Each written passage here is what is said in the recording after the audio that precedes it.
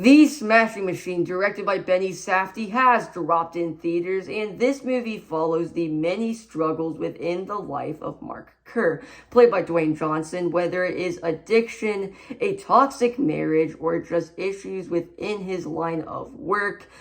This movie attempts to cover all of those evenly within a 2-hour runtime, so overall, it just feels like it's stretching itself so thin.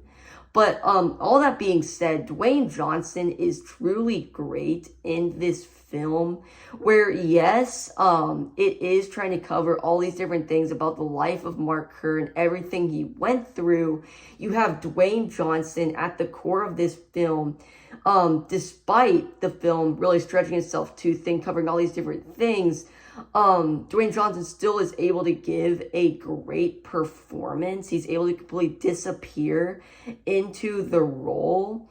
And honestly, I think this film would have been a lot better if it would have just stuck to one thing and it would have fully explored that instead of trying to cover multiple different themes and struggles within his life. If it just focused on one thing and it just made that the emotional center point of the film. Like, what if it entirely focused on the toxic marriage relationship? Or it fully focused on his struggles with addiction, or if it fully kind of delved into him and his kind of struggles with his job, like with him maybe not being as good as he once was or as he thought he was, kind of coming to terms with that. If it would have just fully went into one of those, this would have been a much better film.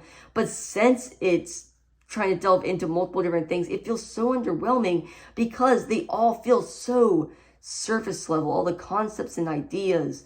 Like, you have the toxic marriage aspect of the film, where you have Emily Blunt, who plays the wife of Mark Kerr. And we do get bits and pieces of that part of the story, of that part of that kind of era in his life, but it just leaves you asking questions because it's not fully fleshed out, because it's trying to cover so many different things, so it's just sandwiched between other things. So it leaves you wondering, why did they stay together? Why did they try to make it work over such a long period of time? And kind of delving into Emily Blunt's character, which we don't get other than just a few scenes. So overall, we don't understand what's really happening in their relationship above what we see and what we are told, which is so surface level that you can't build a connection with it. And I feel like that's the main issue of this film. Despite Dwayne Johnson just turning in a great performance, completely disappearing into the character, the film tries to cover so many different things. It all feels so surface level. But yeah, so, and then, kind of just ending this review off on a good note, the camera work in this film, I think, was great, where it's kind of being shot in a way to make it feel like a documentary, which I really enjoyed, kind of.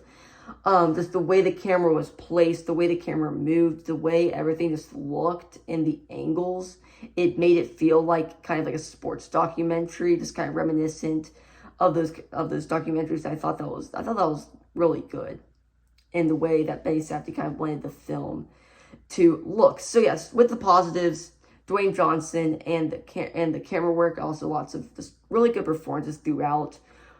But as a whole, the film cannot pull it together because it's trying to explore so many different concepts and ideas that it tries to explore all of them, but it just can't.